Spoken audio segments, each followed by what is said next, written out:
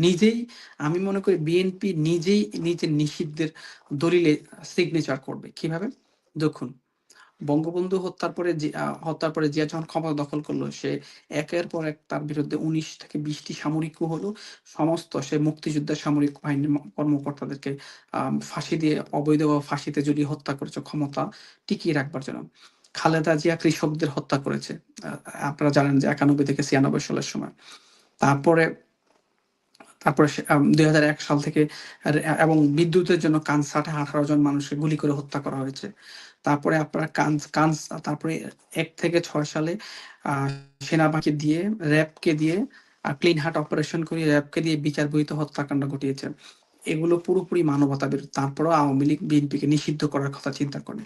তারপরে সর্বশেষ ২০১৫ সালে আপনারা জানেন যে টানা ১০০ দিনেরও বেশি আগুন সন্ত্রাস করেছে। মানে সারা দেশব্যাপী অবরোধ ঘোষণা করেছে। আগুনে পুড়িয়ে ১৫০ জন মানুষকে হত্যা করা হয়েছে। খালেদা জিয়ার সে অবৈধ দেশব্যাপী যে আপনার ঘোষণা করা হয়েছিল যে তারা যে হরতাল কিংবা অবরোধ ঘোষণা করেছে। ১,০০০-এর বেশি মানুষ একেবারে অঙ্গহানি হয়ে পঙ্গু হয়ে গেছে। যার পরে বঙ্গবন্ধু কন্যা শেখ হাসিনা আম আম ঢাকা মেডিকেল বার্ন ইউনিট করেছে, এটা আপনারা জানেন।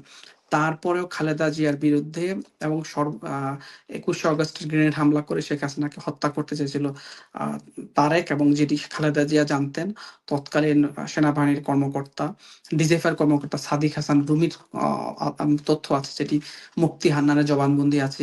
মাওলানা তাজউদ্দিন সাবেক শিক্ষা উপমন্ত্রী আব্দুস সালাম পিন্টু সহ তারা কিভাবে হাওয়া ভবনে বঙ্গবন্ধুর খুনি ফারুক, রশিদ এবং ডালিমরা মিটিং এ ছিলেন।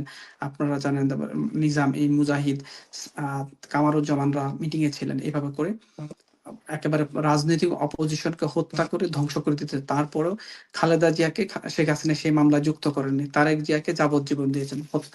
অথচ এই মামলায় খালেদা জিয়া সব জানতেন। তিনি এই যে মাওলানা তাজউদ্দিন আব্দুস সালাম পিন্টুর ভাই, তাকে পাসপোর্ট করে পাকিস্তান পাঠিয়ে দেওয়ার ব্যবস্থা করেছেন। অথচ তার বিরুদ্ধে চাইলে তাকে এই মামলায় জড়িয়ে তাকে